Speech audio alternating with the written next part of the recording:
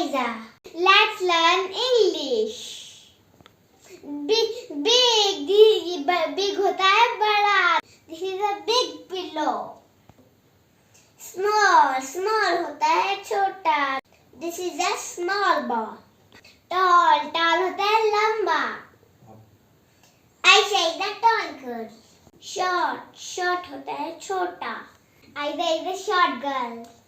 Long होता है लंबा. This is a long bottle. Short होता है छोटा. This is a short bottle. Top होता है ऊपर. Bottom होता है नीचे. Heavy होता है भारी. This is a heavy bag. Light होता है हल्का. This is a light bottle. इस वीडियो को लिए एक लाइक तो बनता है.